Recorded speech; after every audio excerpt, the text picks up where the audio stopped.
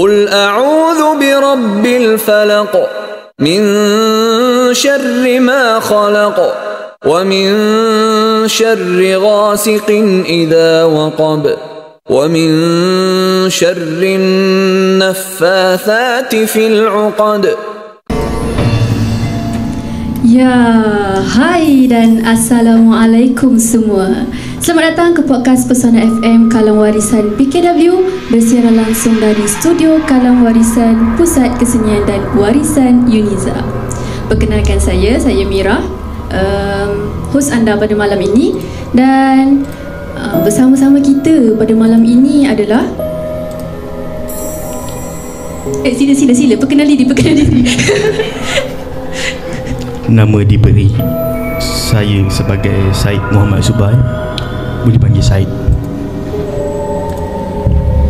Nama diberi tanpa dipinta, Faris Aliuddin bin Fazrul Hatta, dan anda semua boleh panggil saya saudara Faris. Okey, itu ya, nama diberi tanpa diminta. Okey, so kita ada apa malam ni? Nampak special ya, hitam-hitam, kelam-kelam je semua, kan? So malam ni kita ada podcast Seram Pesona.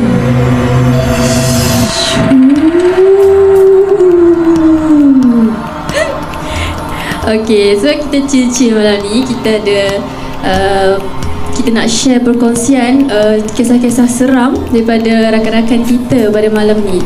Jadi penonton-penonton semua, kalau ada yang nak saksikan kami, boleh saksikan kami di YouTube Kallang Warisan atau di Facebook Pusat Kesenian dan Warisan. Anda juga boleh dengarkan kami di Radio Pesona FM menerusi pesonafm.iradio.org atau imbas kod QR yang ada di skrin ini. Okey, baiklah, jangan lupa share atau like sebab kita pertama kali ada podcast bertemakan seram pada malam ni. Okey. So rasa-rasanya siapa nak jadi appetizer mulakan? Siapa saya? Saya? Sebab Faris lebih muda daripada saya bagi ke Faris lah. Bagi ke saya.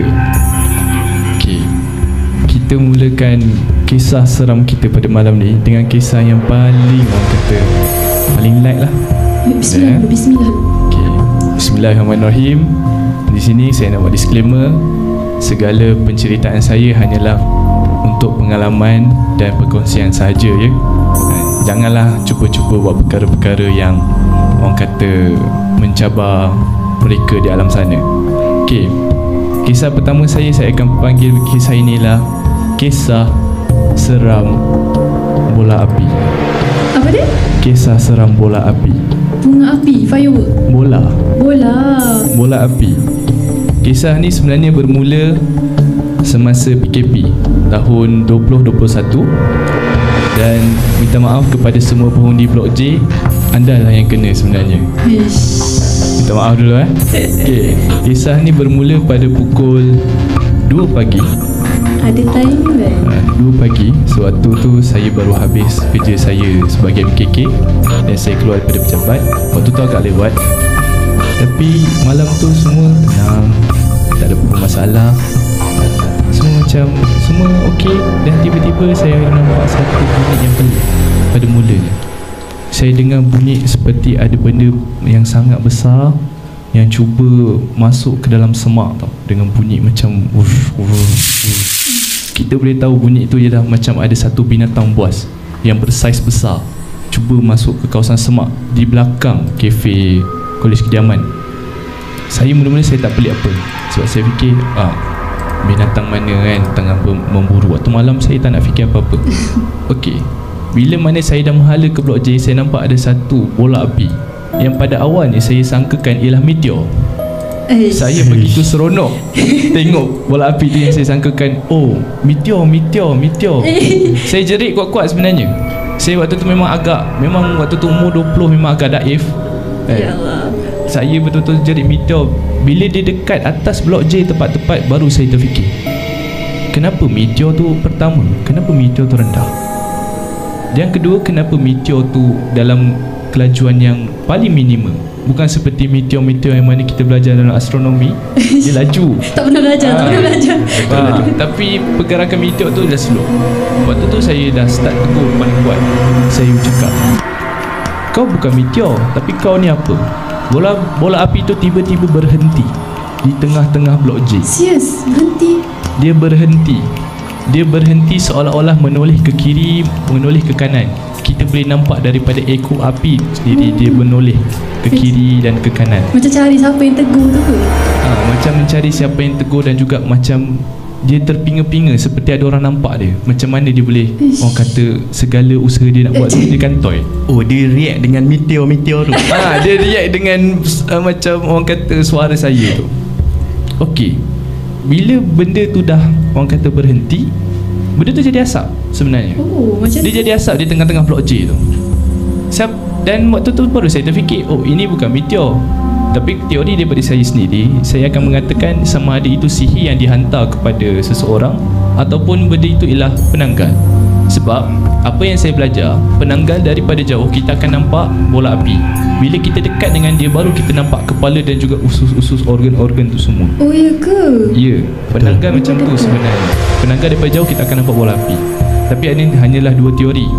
Tapi rentetan daripada kejadian pada malam tu, saya sebenarnya telah ditegur daripada, saya bermimpi, tapi saya anggap itu sebagai satu teguran. Adanya. Ya, di mana mimpi tersebut dia berada di tempat yang sama, di luar blok J. Saya menghadap ke blok J, dan dia berdiri di atas tu. Dia kata, kau ni memang cakap dengan suara nada yang garau, dan juga semua kata suara garau macam ni. Kau memang Siapa yang marah. Siapa yang kata benda tu sebenarnya? Rupa dia macam mana? Rupa dia saya boleh katakan seperti seorang atuk tua. Kita boleh panggil bomoh ataupun dukun. Seperti dia macam dia nak menghantar kepada orang tu, tapi benda tu tak berjaya.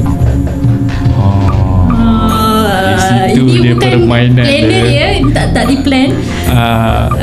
Dia macam berjanggut. Ya, dia berjanggut, yang berjanggut panjang sampai macam ni, sampai ke dada janggut dia. Okey.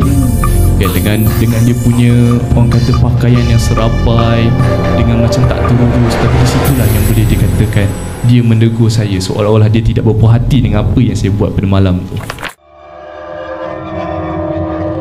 Bagi saya cerita ni nak kata seram, mungkin bagi saya taklah seram sangat kan. Sebab benda ni jadi sewaktu saya duduk dekat asrama, waktu saya form 4, form 5. Okey, waktu tu nak jadikan cerita, siapa yang pernah duduk asrama, dia tahu asrama ni macam mana. Tahu. Cuma pada waktu tu, sama ada kita takut pada dia ataupun kita berani. Macam tu. Dan waktu tu saya tak tahu kenapa saya berani. Berani ni. Bayangkan untuk sesi petang, bila kita dah habis riadah bersukan, kita akan kosongkan asrama. Betul tak Faris? Selalunya kosongkan asrama tu untuk nak pergi dewan makan, untuk makan. Okey, 6.30 semua dah kena kosongkan asrama. Okey, waktu tu asrama saya dia macam blok. Okey, kiranya dia akan grill semua pintu. Kunci semua. Dan kalau kata kita keluar, kita tak boleh masuk balik.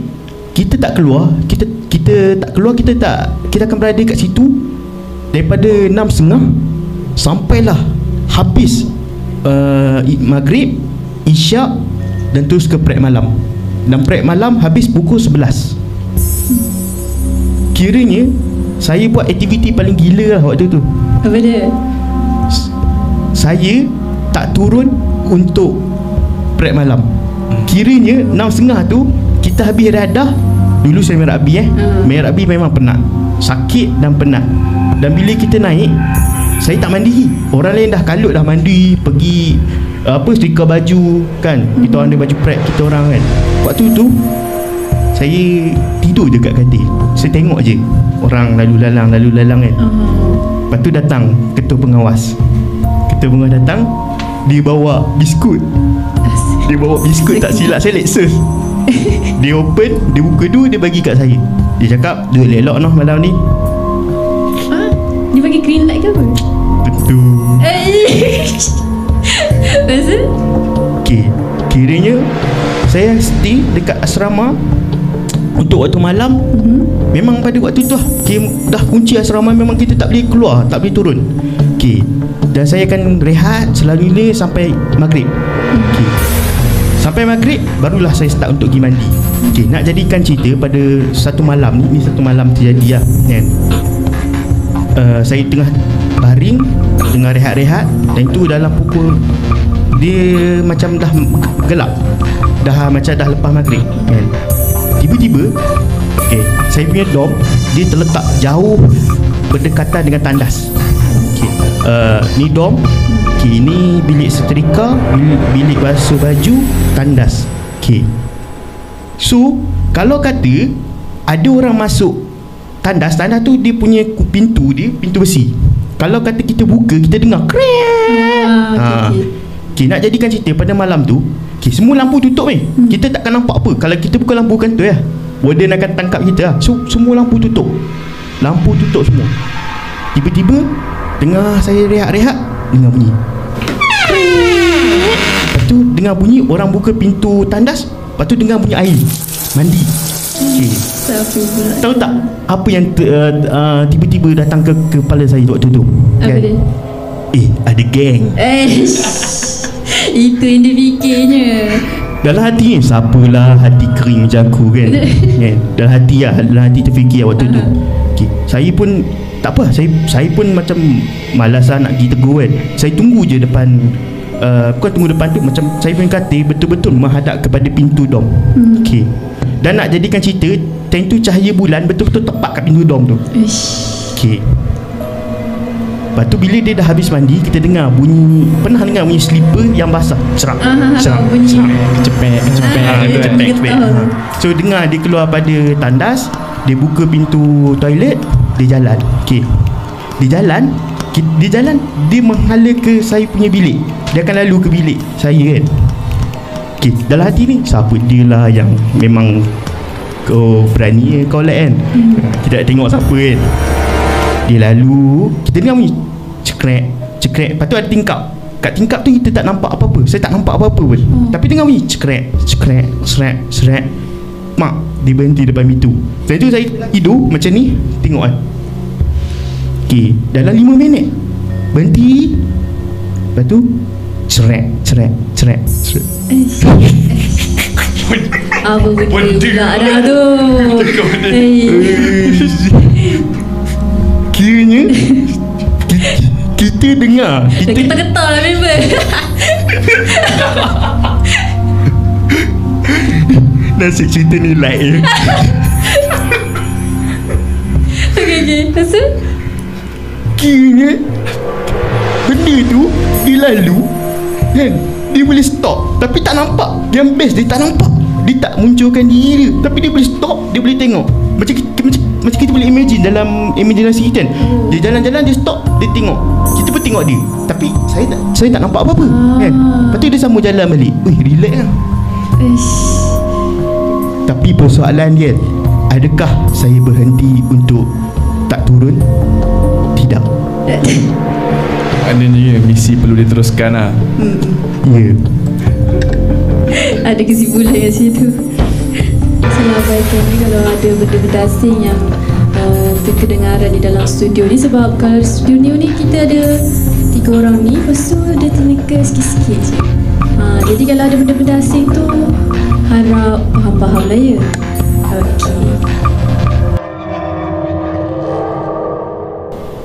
Okay, cerita seram seterusnya. Mesti korang semua tahu kan, Blok G Academic. Tahu. Blok G Academic tu sebenarnya lah tempat yang paling keras tau. Dia lah tempat yang paling keras. Sebab apa? Di Blok G tu jugalah macam-macam cerita yang saya pernah dengar dan apa benda yang saya pernah nampak. Benda pertama sebenarnya saya pernah nampak ialah, kita bagi conclusion je lah, hantu gula-gula, AKA pocong. Kat mana? Blok G. Bermula daripada titik ujung GA07. GA07 di ujung-ujung tu kan, yang penuh dengan barang astronomi. Lepas tu di tingkat atas GB, GC semua ada Tengok Studio Uniza. Sebenarnya apa yang sebenarnya tinggal korang tak nampak je. Kawan-kawan saya pernah nampak, saya sendiri pernah alami. Okay, cerita dia ada, sebenarnya ada dua lah kan. Okay, sebenarnya asalnya ada tiga, tapi kita simpulkan jadi dua je sebab cerita yang ketiga ni lebih kurang. Okay, yang pertama ialah pada malam saya tak ingat malam bila, tapi selepas saya habis bermesyuarat dengan ahli PBU, saya balik kira-kira dalam pukul 11.30 hingga pukul 12. Okay lah, kita pun nak siapkan kerja awal, kita tak nak bawa kerja balik ke bilik, kita nak siapkan terus. Okay, balik dah lah seorang-seorang. Lepas tu korang semua faham tak? Anda semua boleh bayangkan betapa sunyinya jalan dekat Susuk Gajah tu, daripada blok A ke blok G hujung tu kan. Korang boleh tahu tak betapa sunyi, dan lampu dia tu memang takat tu je lah dia akan tunjuk kan. Tiba-tiba kalau ada benda melintas ke apa kan, korang tak perasan tau. Okay, daripada blok G tu sendiri, bila kita berjalan daripada blok A, okay, blok A relax, okay, blok B, okay, relax lagi, blok C, okay, sampai C ni sebenarnya saya dah nampak sesuatu daripada tingkat 3. Saya nampak sebenarnya ada macam sosok tubuh seorang lelaki.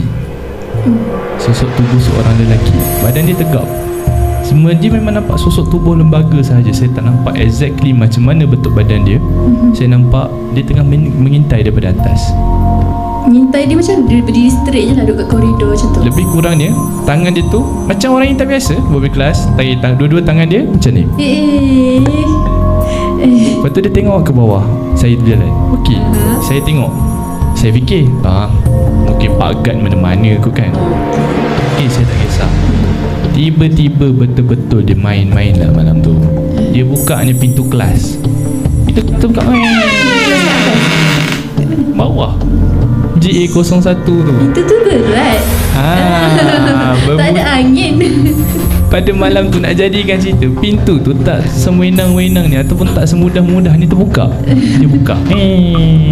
Okey, satu hal dah. Lepas tu dia tutup. Dia main-main tau kat situ. Saya berdiri tu tengok kan apa yang dia buat. Boleh tengok? Dia tengok. Tak lari?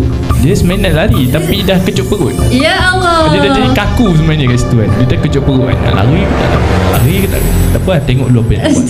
Okay, dia dah main kat GA01 tu, dia dah main dah. Okay, GA01 dia main. Dia buka, dia tutup. Okay, saya tak ada hal lagi. Dekat GA07 yang penuh dengan barang astronomi tu, dekat GA07 dengan barang yang penuh dengan astronomi tu, kat situ lah yang paling best pernah saya tengok. Pintu tu bukan pintu kayu je tau, dia ada grill. Pintu dekat GA07 tu, bilik astronomi tu dia ada grill. Grill tu mula-mula terbuka. Grill tu tak berkunci? Tak ada. Grill tu terbuka. Okey, saya tengok dari jauh. Lepas tu pintu tu pun terbuka.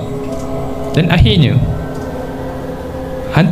saya tak nak panggil lah hantu gula-gula, tapi saya akan panggil The Candyman.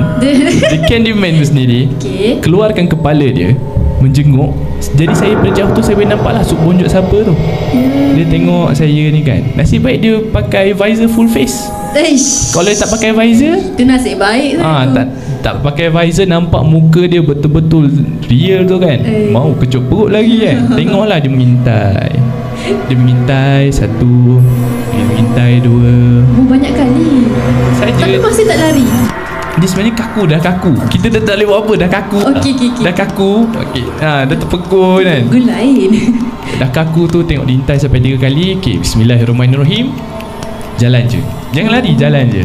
Tapi dalam hati tu sebenarnya kalau boleh, aku nak balik. Sebab takut macam ni, lagi kita berlari dengan perasaan takut, lagi takut diikut. Betul. Balik ke bilik sebenarnya. Jadi dalam masa berjalan tu, cubaan untuk menenangkan diri. Sambil istighfar semua. Tenang, apalah yang nampak tadi. Tak apa, sok bonjot siapa, tak apa, relax. Time tu lah kita ingat Tuhan, apalah dosa aku hari ni. Time tu lah. Time tu lah. Alhamdulillah lah. Itu di blok G lah yang kita boleh nampak. Sebenarnya ada dua sosok. Yang pertama ialah sosok lembaga seorang lelaki gelap. Dia berada di GC. tingkat 3 dan juga makhluk bernama Candyman ada kat GA 07 dan 01. Ini di blok G ni, ini dah paling gila dah ni. Tapi cerita ni baru awal-awal lagi. Dia tak tunggu cerita ada lagi gila. Okay, so kalau korang nak tunggu, nak dengar, boleh nantikan perkongsian yang seterusnya. So kita berehat dululah sebentar, ambil nafas dulu. Siapa yang dah sedang sejuk boleh ambil selimutkan diri anda. Okay, kita berehat dulu.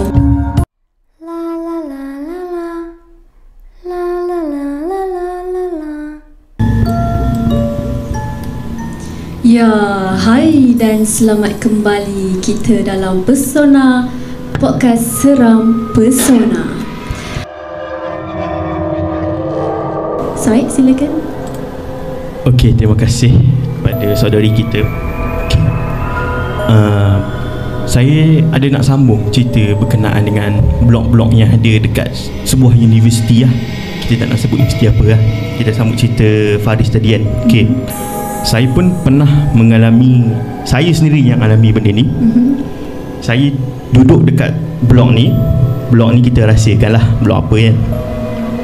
Waktu tu cuti SEM, dan cuti tu bergabung dengan Raya Haji. Kiranya semua orang balik.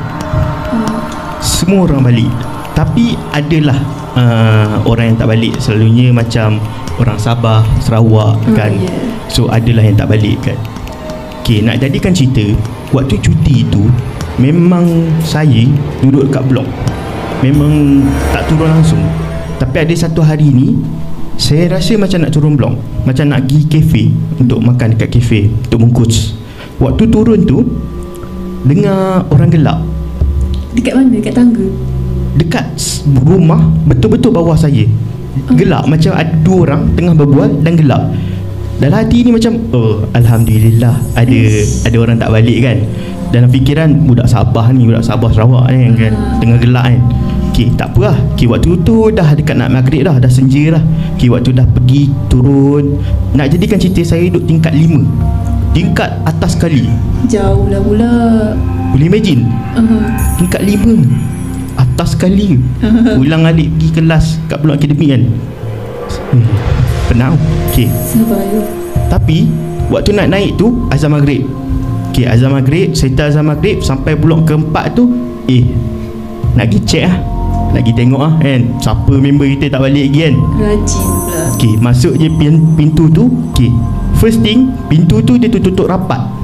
Okay, tak apa, buka prak kan. Bilik tu gelap, lampu tak buka, lampu tanda pun tak ada, memang gelap. Macam dia orang ni tidur ke waktu maghrib kan. Kita masuk je lah, pergi buka lampu, ketuk. Seorang ketuk kan. Tak ada siapa yang bersuara, tak ada siapa yang menyahut. Memang gelap. Tak apa lah, husnuzan lagi. Tapi saya, masa awak masuk ke rumah tu, awak tak check ke ada slipper ke apa ke? Okey, tak ada. Yang ada pun kasut yang dah disusun dekat rak. Slipper biasa yang kita selalu pakai tak ada. Masa tu tak rasa pelik ke? Tak rasa pelik lagi? Tak pelik lagi. Tentu tak tahulah, kita ni husnuzan tahap dewa kan. Kira macam member kan. Dalam hati ni ada teman kan. Tak apa, kita fikir dia orang ni keluar kot, pergi makan ke kan. Tak apa, naik balik, settle, mandi. Saya pergi nak solat. Tak solat lagi, baru nak solat. Baru habis mandi, duduk kat katil tengah main phone. Okay. Lepas tu bila asrama ni bila kosong kan, memang tak ada orang, memang kosong, dia akan, even bunyi yang sikit, bunyi buka pintu pun kita akan dengar. Bergema. Sangat bergema. Okay, nak jadikan cerita, bilik bawah tu pintu dia terbuka prak macam tu, macam ada orang hentak. Bilik yang sama lah ni? Bilik yang sama, betul-betul bawah. Okay. Lepas tu dengar bunyi kasut, bunyi orang berjalan. Orang yang berjalan naik tangga. Dia naik tangga ke tingkat atas. Okay, ke tingkat saya lah, tingkat 5. Okay, macam dia dah balik lah ni kan. Macam siapa pun yang ada berada dekat situ memang dah balik lah ni. Okay, dia dengar pintu depan terbuka, prek. Lepas tu dengar dia berjalan, prak, sampai depan Pintu bilik saya lah. Okay. Cerita dia, siapa yang berada dekat depan pintu bilik, first kali kita akan nampak apa? Bayang kaki tu. Tak ada. Tapi dia, berhenti. dia berjalan betul berhenti depan bilik, tapi bayang tak ada. Time tu saya tengok je lah nak buat apa kan. Nak menyahut pun, nak cakap kata tak apa, tunggu dia buat apa-apa dulu kan. Dia tak buat apa-apa lagi. Dia duduk rasa seminit 2 minit, tak lama pun pak, dia berjalan balik, pak, keluar kan. Tak apa lah, kata kau tak kacau aku tak kacau kau. Tapi yang best dia, bila duduk tingkat atas, dekat 5, ceiling terbuka sebab angin ribut. Betul. Ya Allah. Ceiling tu, memang ceiling tu kita orang macam biar je. Saya dengan housemate saya macam biar je lah kan. Dia dah terbuka lah, nampak hitam, nampak kita nampak dalam dia apa kan. Tak apa. Kita relax jap, tak apa. Kita tenang lah. Nak takut pun nak tidur mana malam ni kan. Tak apa, relax jap. Solat apa semua. Lepas tu malam tu nak tidur awal. Macam tidur awal lah kan. Tidur, paksa diri untuk tidur juga. Tidur je, termimpi satu benda. Ini mimpi. Tapi mimpi ni rasa dia macam real. Seolah-olah ada dialog lah. Betul. Dia macam nak send balik mesej, reply. Dan dia send dalam bentuk yang sangat ini saya cakap point kita dalam benda ni, kita kena faham benda tu ada, benda tu wujud. Tapi kita kena take in our mind, aku tak kacau kau jangan kacau aku. Tapi the situation dia kacau. Kita tak kacau dia, tak tahulah, dia rasa macam kita pergi ketuk tu, kita kacau dia kan. Tapi dia hantar dalam keadaan mimpi tu sekeliling penuh laba-laba. Pergi lari mana-mana, macam kita lari kat blok, laba-laba penuh, merangkap. Besar semua laba-laba.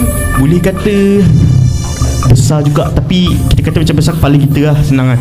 Besar juga lah, tapi banyak.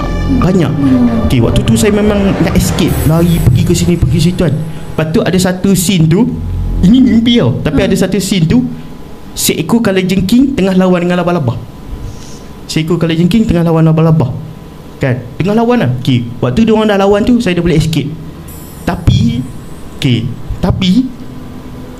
tiba-tiba ada cicak besar gila duduk belakang menempel. Saya memang takut cicak, jujur lah. Datang daripada mana cicak tu? Tak tahu. Tapi dia macam seolah-olah tiba-tiba jatuh je. Dia melekat, memang betul-betul besar. Memang besar, dia melekat kat belakang ni. Kita dah lah geli dengan cicak, takut pula kan.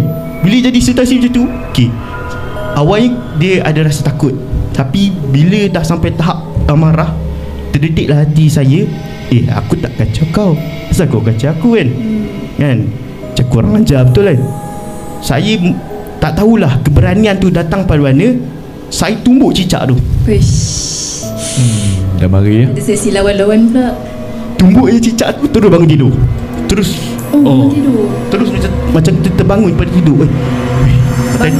Dan tu memang sesak nafas macam apa macam benda tu macam baru jadi. Bukan macam kita imajinasi kita ke apa, tak, benda tu mimpi. Kita bangun bertidur, rasa real. Rasa dah lah pukul 3 pagi tadi tu bangun kan. Tapi selepas tu tenang. Tak tidur dah lah. Memang tadi tu buka ayat Al-Quran, memang duduk kat pucuk hati menung.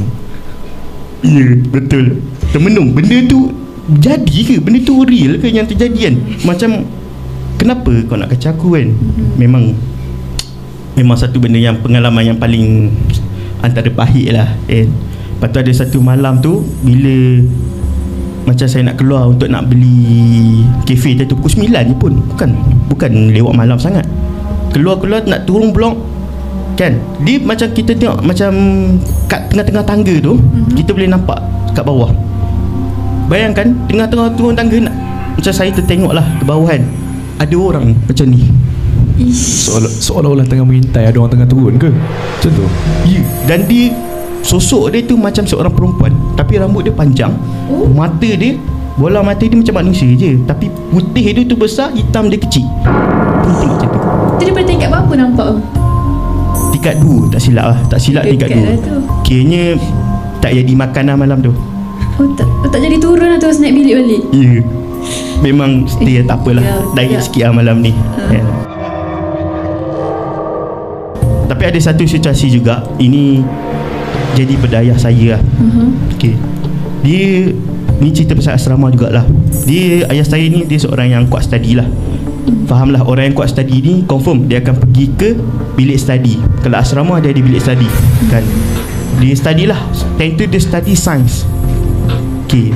Waktu dia study tu, dia seorang je sampai 2-3 pagi. Dan semua orang dah naik kan. Okay, dia orang tak akhir. Dan tu dia perasan ada seorang lagi tengah study, tapi dia kata tak apalah kan. Dia pun dah mengantuk, dia nak tidur. So ayah saya naik ke bilik dia. Waktu dia naik ke bilik dia, dia tidur macam biasa kan. Baring macam biasa. Tiba-tiba dia tak boleh nak bergerak. Dia kaku. Dia jadi sengak. Dia satu kondisi yang mana kita nak bercakap tak boleh nak bercakap, nak bergerak tak boleh nak gerak, tapi kita, mata kita boleh tengok, mulut kita terkunci, tangan kita tak boleh buat apa, kaki tak boleh buat apa. Kondisinya macam tu. Macam kena hempak ke yang orang kata. Ya. Tapi the best part is dia tak boleh nak buat apa, tak boleh nak cakap apa. Tiba-tiba bila kita tidur katil double decker, dan belakang kita ni macam locker, ada satu ruang. Lepas tu macam ada satu ruang lah kan. Tiba-tiba ada manusia, badan dia hitam. Pegang katil, tengok macam ni. Member tengah tengok macam ni. Manis tu. Muka dia hitam, gigi putih. Dia waktu dia tengah tengok ayah saya dalam keadaan macam tu, Sengih nampak gigi, mata putih, tapi muka hitam. Tapi lembaga tu kiranya memang sosok dia hitam, berwarna hitam, ataupun dia berbulu hitam ke macam mana? Dia sosok manusia yang berwarna hitam, sangat hitam. Hitam legam lah kita kata. Dia tak nampak ada pakai baju ke. Memang hitam ya. Tahu tak dia buat apa? Tadi ayah saya belajar sains kan. Dia ambil buku sains, dia ketuk kepala ayah saya 3 kali. Pak. Kenapa? Satu persoalan yang tak dijawab sampai hari ni. Aduh. Dia main buku sains pula. Macam mana nak dapat jawapan dia? Tapi alhamdulillah lah, kita tak tahu kan itu hikmah daripada Allah Ta'ala kan. Benda tu jadi, dia dapat A lah. Ayah saya dapat A dalam sains. Alhamdulillah. Hikmah dia kan. Kita tak tahulah benda tu datang dalam bentuk yang baik ke dalam bentuk yang buruk. Tapi saya mengamalkan, kita jangan cabar benda tu, jangan terlampau berani. At the same time jangan takut. Kita jangan terlampau takut. Bila terlampau takut ni yang akan mengundang benda yang lebih. Itulah. Itu cerita asrama sekolah. Okay, macam daripada cerita saya pula, sebenarnya berada di Uniza, tapi saya bila fikir-fikir balik kan, waktu kita tengah break, saya tak nak lah saya menceritakan exactly di mana benda ni berlaku, atas sebab untuk menjagalah kan kesejahteraan para penonton kita pada malam ni. Sebab saya baca komen ada yang dah takut lah, tak berani lah, apalah. Okey, tak apa, disebabkan ini saya akan menceritakan pengalaman seram berada dalam Uniza, tapi saya akan rahsiakan tempatnya di mana lah. Okey. Bak kata orang tua jangan cari naas. Benda ini selalu dipesan oleh mak ayah saya lah. Mak ayah ke atuk nenek ke, semua pesan jangan cari naas. Datang tempat orang semua jangan cari naas. Tapi pada malam tu saya tak tahulah kenapa saya telah pasang lagu Ulik Mayang pada pukul 2 pagi. Lagu Ulik Mayang pada pukul 2 pagi. Dan fun fact kepada semua penonton, saya ada lirik Ulik Mayang yang ada pembuka, puteri 1 hingga 7 dan juga penutup. Saya ada lengkap. Kenapa? Memang komplit Soalannya kenapa? Saya memang tak tahu kenapa. Saya tak ingat kenapa saya buat benda tu. Tapi saya ada lirik tu sampai sekarang. Dan saya ada kat phone saya. Tapi saya hanya baca untuk saya seorang. Baca? Sukalah baca? Bukan, saya baca pada hari itu je. Dan andai kata kalau orang tanya, Faris, kau ada tak ada tak Ulik Mayang punya pembuka dan penutup 1 sampai 7 puteri? Saya akan cakap saya tak ada dah. Saya dah delete. Sebenarnya benda tu ada lagi dalam phone. Ada lagi, saya boleh tunjuk. Tapi disebabkan orang kata Ulik Mayang ni sendiri, dia lagu yang agak misteri. Dan kita pernah tengok semua persembahan Ulik Mayang, dia adalah orang kata bayaran dia. Saya tak nak lah ulas banyak pasal Ulik Mayang. Okey, pada malam tu saya pasang lagu Ulik Mayang kan. Lagu tu ni. Saya dah macam terhuyung-hayang dengan lagu tu. Saya macam seolah-olah tengah, orang kata tengah asyik, tengah seronok dengan lagu tu. Okey lah, saya dengar. Dan saya, orang kata, layan lagu tu sampai habis. Dan saya baca lirik tu sambil-sambil. Saya seolah saya tengah seronok dengan lagu-lagu pop zaman sekarang tu. Macam seronok je baca. Okey, saya baca dia mula sampai habis. Okey, bila dah baca sampai habis tu, normal lagi, semua normal. Saya tak ada rasa apa-apa. Saya tengok sekeliling okey. Bila saya nak tidur tu je, mulalah dia datang menegur siapa, kata tegur siapa, datang memanggil. Dia datang daripada blok bawah tu kan, di blok asrama tu. Daripada bawah tu saya dengar.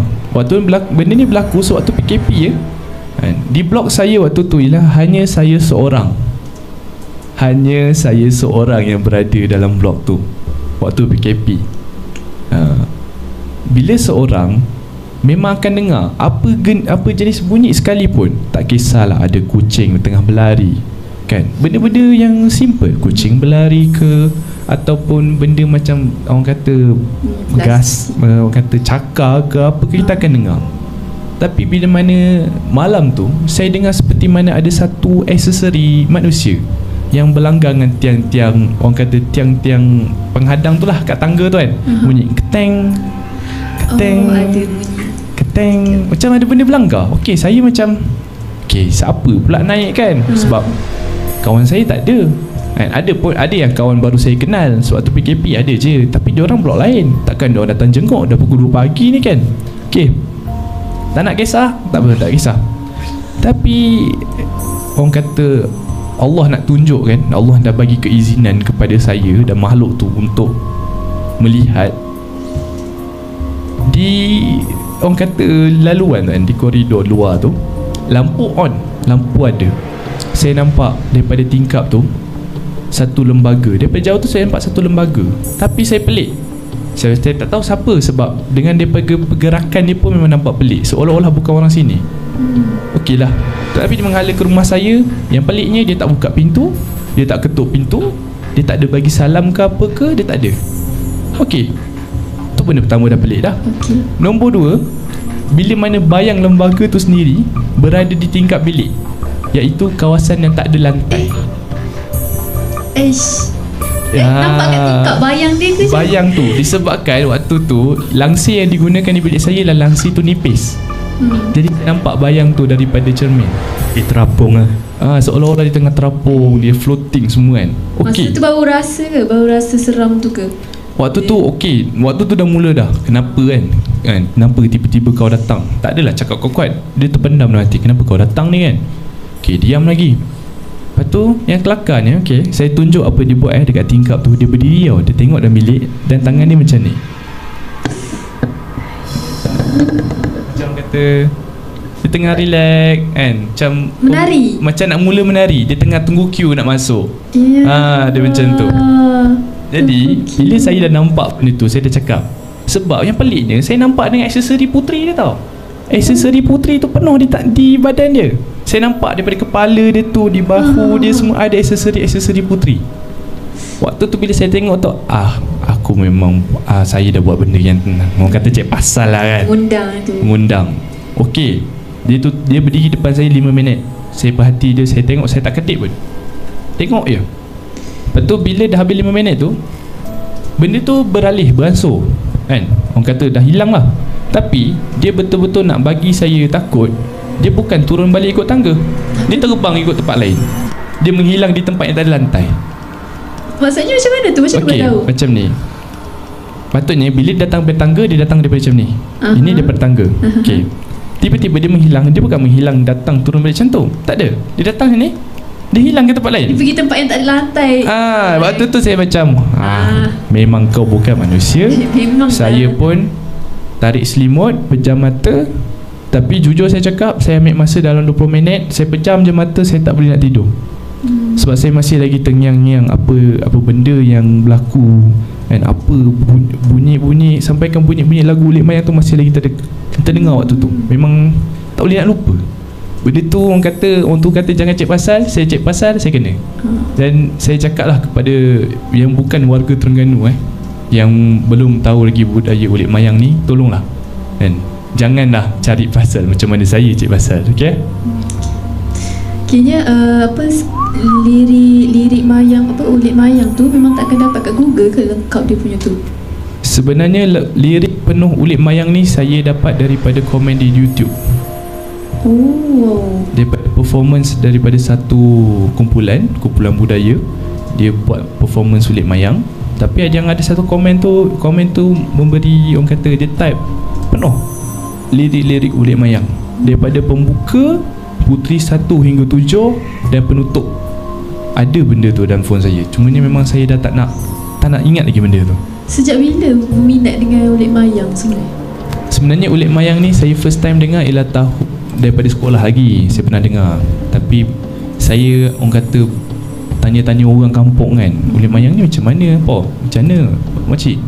Waktu tu lah bermula tahun 2020, sebelum PKP kali kedua dikuatkuasa kan. Tahun 2020 tu saya ambil peluang lah kenal Ulik Mayang. Lama-lama saya baca seorang-seorang dan saya dapat lah lirik tu. Akhirnya kayaknya kat situ lah lama-lama jatuh cinta. Orang kata Ulik Mayang ni, saya tak tahu, sebab saya ada satu perangai, saya tak boleh dengar lagu Sunda, lagu Jawa. Saya tak boleh dengar lagu Jawa, dan saya tak boleh dengar bunyi gamelan. Kenapa? Sebab saya akan dengar, telinga saya berdesing, dan saya tak tahu, saya macam rasa boleh jadi asyik, macam boleh jadi macam kena pukau macam tu. Dia macam boleh jadi lagi kan, dia duduk kan, dengar, contoh dengar bunyi gamelan, ting ting, tu saya macam macam tu. Kadang-kadang saya boleh pergi ke, orang kata, khayal. Saya tak tahu. Jadi benda tu memang saya elakkan. Tu pasal saya daripada sekolah saya takkan pergi gamelan, saya takkan pergi budaya-budaya seni, saya takkan pergi. Saya memang elak daripada situ. Pelik kan saya. Ya, tapi ada juga yang mana kita tak tahulah keturunan ke ataupun atas faktor-faktor dia macam mana. Kadang benda tu dia kalau tak keturunan, dia datang based on kita sendiri yang cari penyakit. Macam kisah tadi. Tapi benda tu dia datang, dia takkan sepenuhnya ataupun fully recovered. Dia akan ada something yang terjadi, effect after the action. Betul. Macam saya sendiri, okay lah, ini satu, orang kata, fun fact, di mana kawan-kawan saya yang boleh menampak kan, yang terbuka hijab, mereka sendiri ada beberapa orang yang sedar kan, yang nampak. Bila mana saya berjalan ke mana-mana, dia orang akan perasan ada seorang perempuan tua akan ikut di situ. Saya tak percaya. Saya tak percaya, bukan saya tak percaya benda-benda gaib, tak. Saya tak percaya di mana ada nenek tua yang asyik ikut saya.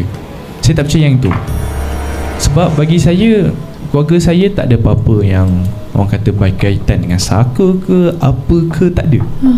Tapi orang kata, orang ada nampak, ada tegur, siapa yang ikut kau ni kan? Ada orang, kau ada kawan ke daripada sebelah sana? Ramai ke yang tegur tu? Agak-agak berapa orang dah? Sekarang ni yang tegur saya ada 3 orang. Baru lagi. Benda ni daripada diploma. Tapi bila saya dah berdiploma, dia slow down. Saya masuk sini balik, orang dah nampak balik. Saya tak tahu. Saya memang, benda ni memang tak tahu. Benda ni memang misteri untuk saya kan? Ada benda-benda saya berjawab, ada benda-benda saya tak berjawab. Jadi benda ni memang saya tak nak fikir banyak.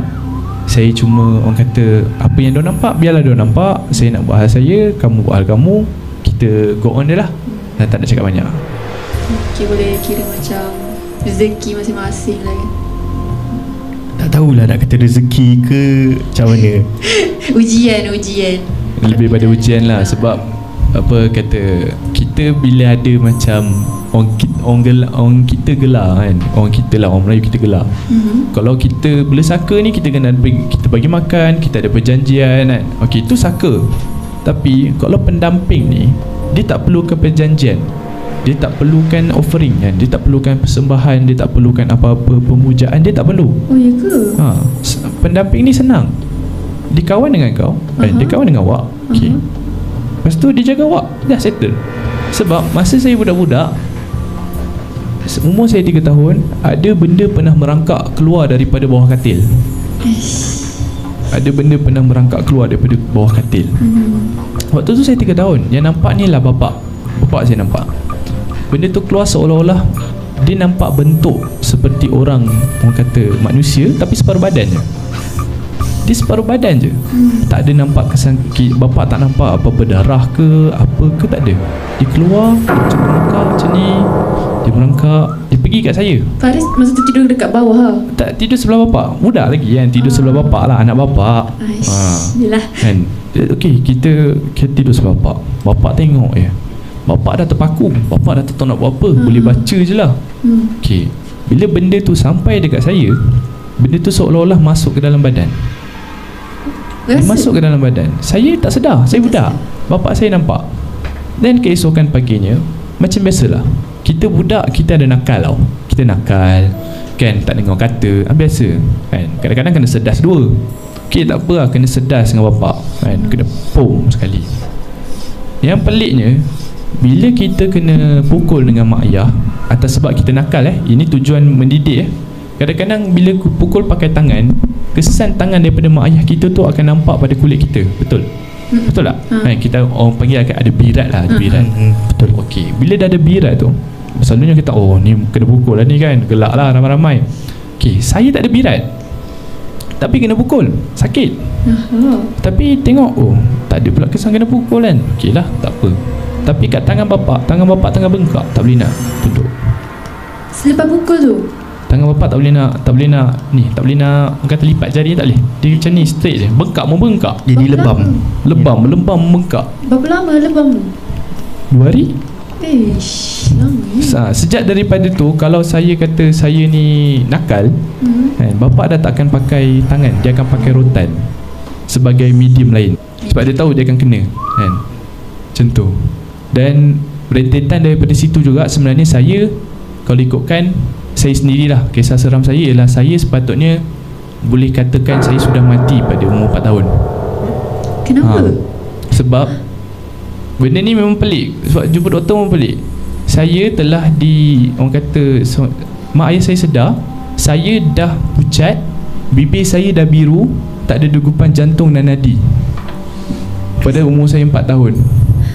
Sebenarnya ini kisah ni bapak saya bagi tahu. Dia bawa saya pergi hospital, rushing semua. Okeylah, bagi kat doktor, bapak dah cakap dalam hati, anak lelaki dia mungkin dah tak ada dah. Dan bayangkan, kita tahu macam mana kalau kita orang kata berjumpa dengan mayat kan, kulit dia pucat, sejuk, bibir sampai biru semua kan. Okey, nadi pun tak ada, jantung semua tak ada. Apa lagi yang kita boleh assume kan? Maknanya dia dah meninggal dunia dah. Benda tu sebenarnya rentetan daripada benda ni. Bila saya dah orang kata dah pergi jumpa doktor dan doktor semua bawa pergi emergency semua kan, okey, settlekan semua, bapak saya dipanggil. Okey, bila dipanggil untuk jenguk anak, bapak fikir dah, anak dah tak ada. Bila dia masuk, saya tengah berdiri atas katil dan melompat-lompat. Pelik tak? Pelik tu. Waktu tu saya dah berdiri atas katil dan saya tengah melompat-lompat macam kanak-kanak riang kan.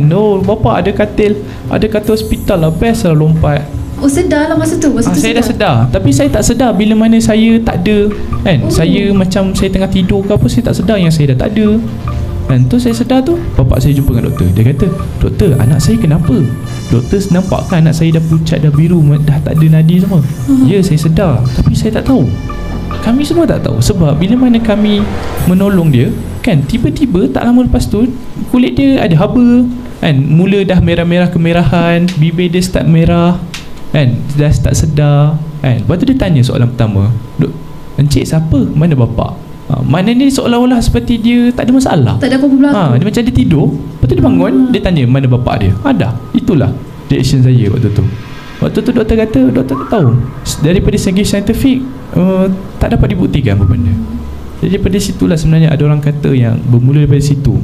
Tapi saya macam saya cakap lah awal-awal, benda tu saya tak percaya ada pendamping yang ikut saya. Saya ni percaya benda gaib tu wujud, tapi dia takkan ikut saya. Macam tu. Keajaiban lah itu. Terkejut ke KJ yang sampai sekarang ni ada ability ke untuk melihat ke semua? Ability untuk melihat. Sebenarnya saya tak ada ability. Okay, saya tak ada ability untuk melihat, tapi saya ada satu macam connection. Bila mana saya rapat dengan orang yang boleh melihat, saya boleh rasa.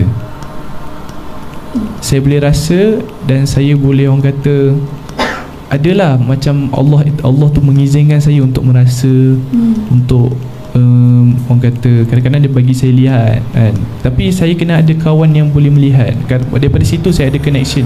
Orang kata Bluetooth lah. Saya ada connection kat situ. Baru saya boleh buat. Rasa tu macam mana? Rasa seram cuba? Tak ada. Bila benda tu mari saya baran. Saya baran tak tentu pasal. Saya pernah orang kata rasa marah tanpa sebab. Bermula di situlah saya sedar, tak lama lepas tu ada benda pelik. Kini masa awal baran tu tak sedar lagi lah. Saya tak tahu kenapa saya marah kan. Padahal kerja dah siap kan, kemas bilik pun dah. Semua patut yang saya buat saya dah buat. Apa benda yang rasa tak puas hati, rasa macam nak marah ni kan. Tak lama lepas tu jadi sesuatu. Saya sedar benda tu. Dia macam orang kata bagi tanda-tanda awal. Macam tu.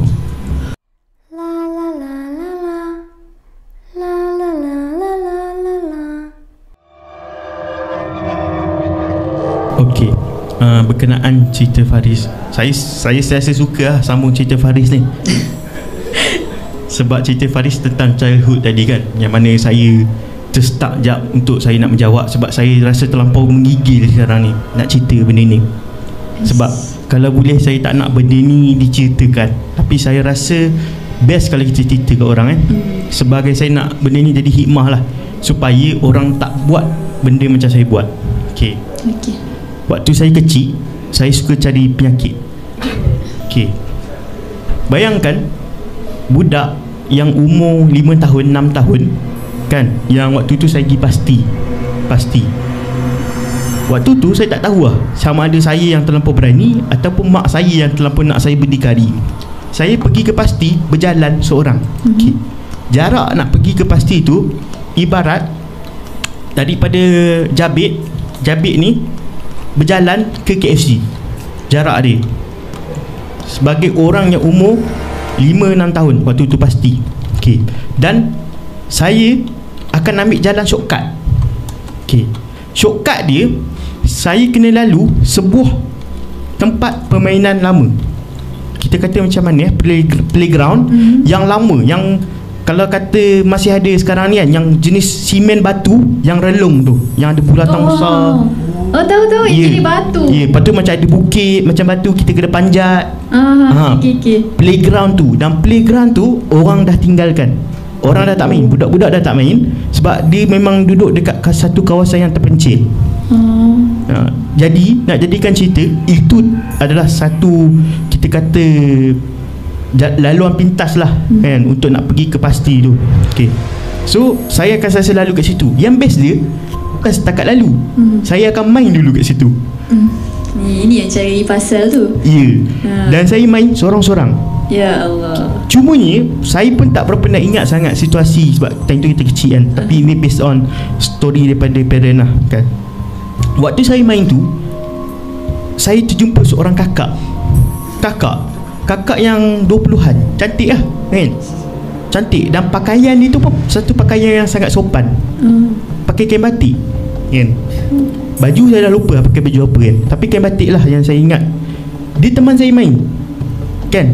Dia teman saya main. Waktu tu saya nak main apa, dia tengok saya main, saya terjun, lompat, terbang dan sebagainya kan. dalam hati ni macam baik je kakak ni kan, tolong teman main kan. Tapi bila dah habis main, saya akan balik lah, saya akan terbaik balik. Okay. Benda tu berlaku lama. Okay. Sampai satu tahap saya tak tahulah kenapa situasi itu jadi. Pada satu malam ni, okay, rumah saya dia 2 tingkat. Saya waktu tu kecil lagi kan, so kita tidur dengan mak ayah lah kan. So waktu tidur dengan mak ayah tu, kalau selalu saya nak turun nak pergi tandas ke, saya akan gerak sama ada mak ataupun ayah untuk turun. Okay. Malam tu saya tak gerak siapa-siapa pun. Saya bangun, turun tangga sendiri. Turun tangga sendiri kan. Lepas tu pergi ke belah belakang, ke belah dapur lah kan. Waktu tu mak saya notice. Dia notice macam adik dah bangun. Kalau dia bangun selalu kalau pergi tandas dia akan gerak. So bila macam terfikir lah, so mak saya pun turun nak tengok situasi, keadaan apa yang berlaku kan. Macam berani pula budak ni kan. Okay. Dia turun, dia nampak saya sedang menghadap pintu nak keluar pada rumah, pintu belakang. Dan tu saya tengah pegang satu benda yang tajam, dan saya tengah menangis sambil cakap tak nak. Cakap dekat mana? Dekat pintu? Cakap kat pintu tu. Okay. Memang tengah menangis.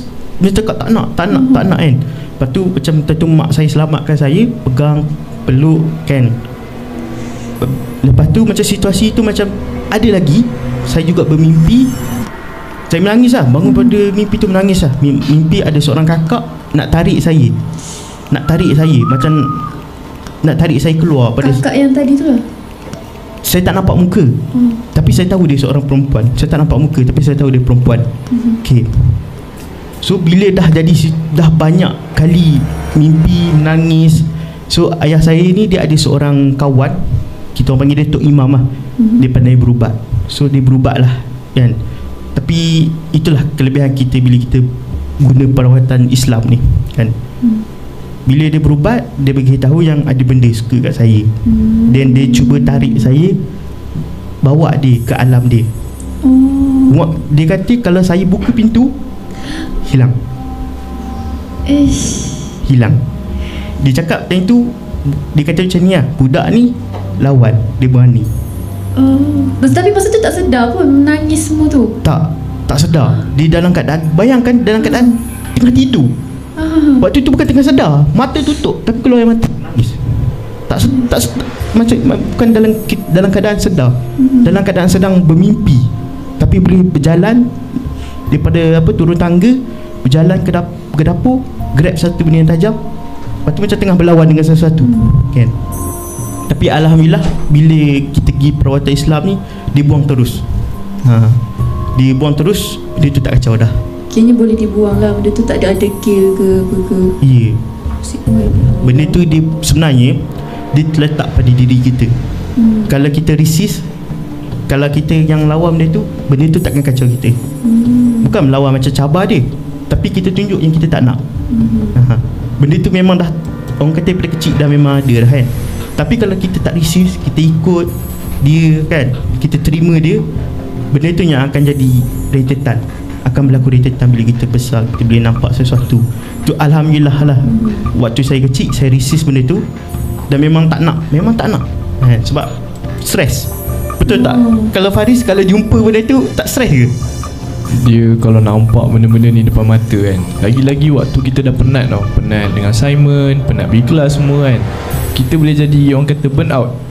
Kita dalam keadaan yang kita dah orang kata penat, di titik paling lemah, diberi pula ujian sebegini, memang kita kadang-kadang sama ada tak bernasib baik, kita boleh jadi tak waras sebenarnya.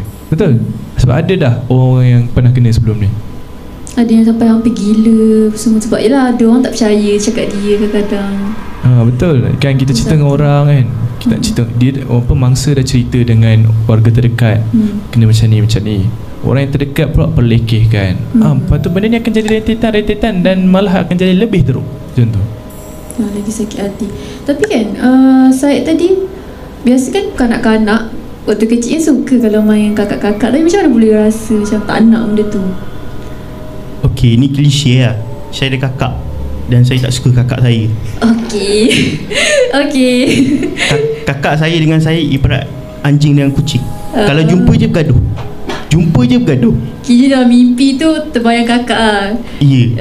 Bila kita time tu memang waktu kita kecil, kakak je memang kita dah memang red flag lah. Itulah situasi yang terjadi lah. Tapi the point is jangan cari penyakit lah. Kan. Ada okay, mak saya cakap, kau tu badan lemah. Kan, dia cakap macam tu. Tak tahulah sama ada benda tu betul ataupun ya. Dia kata jangan apa-apa kan. Okay, ada satu hari ni saya punya kawan, member, dia nak pergi berubat.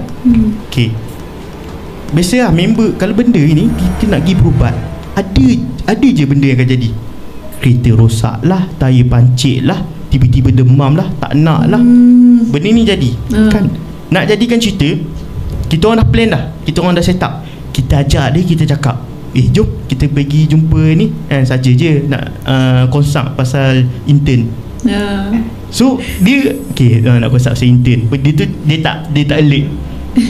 Pergi je kat situ. No, ada perawat, kita orang dah serang dah. Time tu memang tak ada lari lah kan. Okay, so kita orang tengoklah perawat tu rawat kawan saya. Okay, dia pun ada situasi macam puteri juga sebenarnya. Ada benda kacau dia dalam berbentuk puteri. Tapi secara detail tu perawat tu macam privacy. Dia tak nak benda tu aib lah, aib kan. Okay, tapi lepas je dah settle petang tu, balik balik. Lepas tu rasa macam badan ni penat gila. Tak mandi. Badan memang siapa? Badan saya. Penat gila. Rasa macam demam tak demam, sejuk tak sejuk kan. Macam sejuk, badan ni sejuk kan. Lepas tu okay, tak mandi. Okay, solat dulu. Time tu solat maghrib. Lepas tu tidur terus. Tidur terus. Time tu dalam pukul 10. Pukul 10 je pun, bukan lewat malam dah. Benda ni jadi. Apa yang jadi, time tu saya tengah tidur. Dan waktu saya tengah tidur tu, saya tidur macam ni. Tengah tidur macam tu. Tiba-tiba ada seorang perempuan. Saya tahu dia perempuan daripada bentuk dia, tapi badan dia diselubungi oleh kain putih. Memang tahu perempuan kan, diselubungi kain putih. Muka tak nampak kan, tapi nampak rambut dia mengebang. Betul-betul tepi katil. Tadi kita kan tidur, kita macam tengok macam tu. Kita tak boleh nak bercakap, tak boleh nak bercakap, tak boleh nak tegur, tak boleh nak bergerak kan. Kaku. Okay, tahu tak dia buat apa? Dia buat macam ni. Dia tunjuk macam ni. Sambil dia berdiri dalam keadaan elegan je kan. Macam ni. Elegan. Ya, memang perempuan. Daripada susuk tubuh dia perempuan. Kan. Time tu kita bacalah apa yang kita nak baca, tapi kita tak boleh nak bergerak, tak boleh nak apa. Dia jadi macam ni. Dan nasiblah time tu ada roommate saya. Dia gerak. Syed bangun, Syed bangun. Dia tak nampak apa tu? Dia tak nampak. Okey, lepas tu saya pun terbangun. Saya terbangun, saya jadi macam sesak lah, macam nafas tercungak-cungak kan. Macam lah hati, apa jadi? Saya tanya, kenapa apa jadi kan? Dia cakap, kau macam kena seksa. Dia kata, kau macam kena seksa. Dia kata kan, macam ada sesuatu macam seksa kau. Dan kau macam macam kau meronta-ronta nak keluar daripada sesuatu kan. Macam saya melawan untuk keluar daripada sesuatu. So benda tu macam fikir balik, rasanya mungkin ini kesan daripada kita nak tolong member kita kan. Kena tepi. Nasib baik member tu sedar. Ya, kalau tak saya memang meronta-ronta lah. Sebab time tu betul, bila dah jadi macam time tu saya selalunya kalau kena kacau, saya akan end up untuk marah. Tapi situasi tu saya end up saya takut. Kini macam benda tu menakutkan sangat ke? Ya, sebab dia tunjuk apa sebenarnya? Dia tunjuk saya. Dia macam satu dialog yang menghubungkan. Kau jangan kacau. Kau macam ayat dia macam mana kau jaga hal kau, aku jaga hal aku kan. Macam Faris cakap lah, certain benda dia bukan saka, dia bukan benda yang kita keturunan. Kadang ada benda yang memang dia suka seseorang dan dia nak berdamping. Dan bila kita halang benda tu, dia marah. Dia marah. Dia marah, dia kacau kita pula. Ya. Tapi selepas tu memang kalau lepas dia pergi berubat, pergi lah, saya tak ikut lah. Okey. Ini pun saranan daripada mak sendiri. Sebab tu mak saya cakap, badan kau lemah, kau tak payah ni sangat kan. Tak apalah, untuk kali ni kita ikut cakap mak kita. Ikut cakap mak. Contoh saya, itu mimpi orang kata tolong kawan. Okay, yang ini ialah mimpi yang berkaitan. Dia bukan mimpi, bermula dengan orang kata, oh waktu tu tengah kenduri kan. Waktu tu tengah kenduri dekat kampung. Okay, kenduri, semua seronok. Yang tak seronok ni bila kena basuh pinggan. Basuh pinggan, basuh kuali kat belakang tu kan. Oh, itu ialah benda paling tak seronok. Dan guess who kena basuh? Anak-anak bujang, anak-anak dara.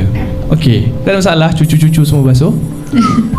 Kita layankan je. Okay, bila tengah basuh tu kan, tengah seronok borak-borak kan, borak-borak dengan sepupu-sepupu kan, cerita lah apa benda nak cerita.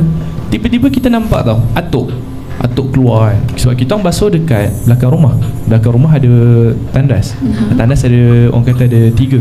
Satu tandas dalam bilik, satu tandas yang umum, satu tandas luar rumah. Okey, atuk ni tiba-tiba dia pergi tandas di luar rumah.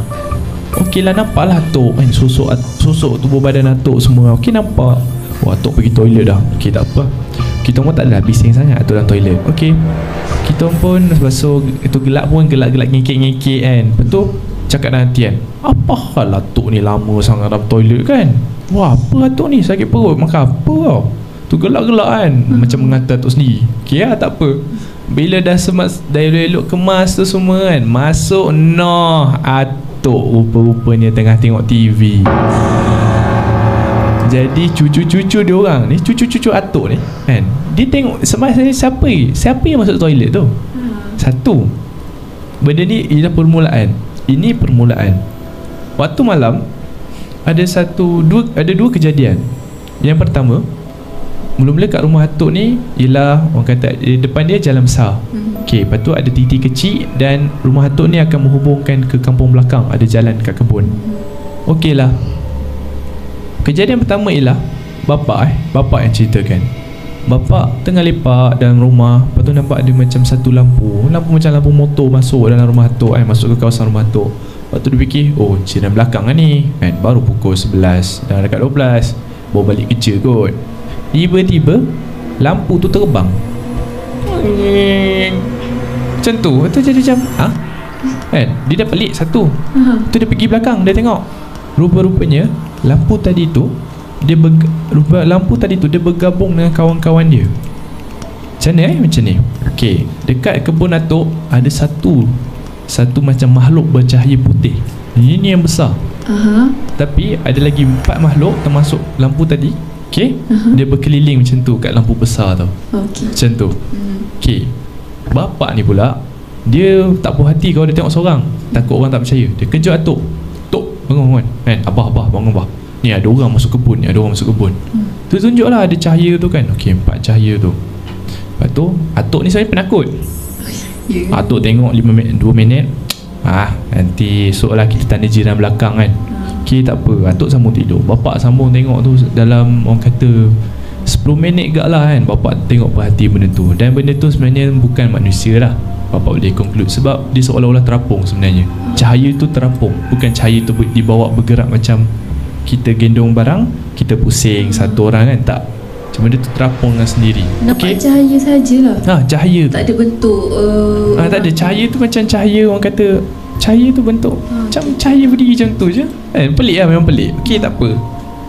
Dan di malam tu juga bapak telah orang kata diserang lah dalam mimpi tu.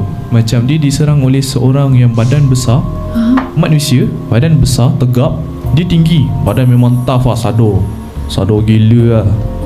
Misai lebat macam pahlawan orang Jawa zaman dulu-dulu, badan besar, tegap. Dia berlawan dengan bapak. Okey, berlawan silat-silat semua, bapak kalah. Fun fact, bila dia kalah dalam mimpi, dia bangun, semua kesan-kesan lebam yang dia kena tumbuk itu wujud. Kalau kalah, waktu dia kalah tu, semua kesan-kesan lebam di mana dia kena tumbuk, di mana luka-luka tu semua wujud. Seolah-olah mimpi tu sebenarnya berkait. Bermula daripada situ dia nampak. Okey, mimpi ni berlarut sampai 3 malam. Malam pertama kalah, Malam kedua kalah, malam ketiga dia menang. Malam ketiga dia menang dengan bantuan daripada satu suara yang azan dan baca Quran. Tiba-tiba orang yang pahlawan Jawa ni, dia jadi macam huru-hara. Dia tak tenteram, dia tak boleh nak sparring elok-elok. Jadi bapa ambil keputusan untuk orang kata bantai lah. Bila dia menang, baru betul segala luka-luka tu semua hilang. Yang semalam-semalam punya pun hilang. Maknanya mimpi dia tu apa maksud dia, kita tak tahu. Dan sekarang ni 3 hari lepas, saya mimpi benda yang lebih kurang. Kita berlawan dengan satu sosok Jawa yang pelik 3 hari lepas. Dan saya sebenarnya sedar ada luka-luka kat sini, kat badan, kesan-kesan tumbuk. Dan bawah, orang kata bawah lengan ni kan, di sini ada satu kesan cakar, sini ada kesan cakar. Waktu tu memang macam ni lah. Kalau dekat badan ada kesan lebam-lebam, mungkin kita boleh kata salah posisi tidur ke, kita hempak barang ke, okey. Tapi bila melibatkan bahagian badan di sini kan, di bawah lengan dan juga di tepi ni, di tepi badan, ini satu kawasan yang orang kata susah tau nak kena luka, susah nak cedera. Lagi-lagi sebab tidur. Betul-betul kan. Sebab bila mandi waktu tu pedih tau. Pedih. Rasa pedih. Pedih macam luka, betul-betul luka, pedih kan. Cakap kenapa lah pula ni kan, aku berlawan dengan siapa malam tadi kan. Lawan lah. Sebab orang tak percaya tau benda-benda ni. Tapi benda tu, orang kata mimpi tu akhirnya berlaku kemenangan dengan skrip yang sama. Seolah-olah sekarang ni pernah jumpa ustaz, dan ustaz kata, baik kau jumpa atuk kau. Ustaz cakap, baik jumpa atuk awak, bincang atuk awak. Sebab ustaz sendiri sebenarnya dah nampak dah saya ni pelik, tapi saya sendiri yang orang kata denial dalam fasah, menafikan, oh tak ada, tak pelik, tak ada, tak pelik. Macam tu lah orang kata kisah yang berkaitan dengan Syed tu. Mimpi tu rasa ria. Dan lebam tu berapa lama hilang? Lebam ni sebenarnya dia ambil masa sehingga menang dalam mimpi. Oh, selagi tak menang? Selagi tak menang, lebam itu akan kekal. Dan selagi tu mimpi? Ya. Oh. Selagi tak menang dalam mimpi berlawan dengan pahlawan Jawa tu, selagi tu tak akan ada, orang kata lebam-lebam ni tak akan pulih lah. Dia akan kekal lama juga. Dan apa sebenarnya dia, apa sebab dia, punca dia? Ada benda nak berdamping dengan keturunan saya. Oh, tapi dia pilih bapa dengan, Dia pilih daripada macam ni. Orang putih kata 7 of the 7 son, anak lelaki terakhir kepada anak lelaki terakhir. Atuk anak bongsu, bapa anak lelaki terakhir dalam adik-beradik dia. Walaupun dia nombor 4, bawah ada adik, tapi dia lelaki terakhir. Okey. Saya pula 2 beradik, adik perempuan, jadi saya anak lelaki terakhir. Semua ni memang orang kata scripted. Okey. Benda ni memang scripted. Okey. Agak mengejutkan. Sebab ya, mimpi lawan-lawan dengan orang Jawa. So tu je lah untuk kita pada malam ni, cerita seram kita. So kalau ada viewers yang ingin mengutarakan cerita, boleh drop di komen. Okay. So terima kasih pada Syed dan juga Faris pada malam ni sebab sudi berkongsikan kisah seram mereka sepanjang hidup. Okay. So terima kasih pada teknikal semua, dan terima kasih kepada Pesona FM, dan terima kasih diucapkan kepada tim produksi Pesona FM Kalang Warisan. Jadi cukup di sini saja. Kalau ada yang nak tengok live atau terlepas, boleh tengok di YouTube Pesona FM Kalang Warisan. Jadi itu sahaja pada kami, Pesona Seram Podcast.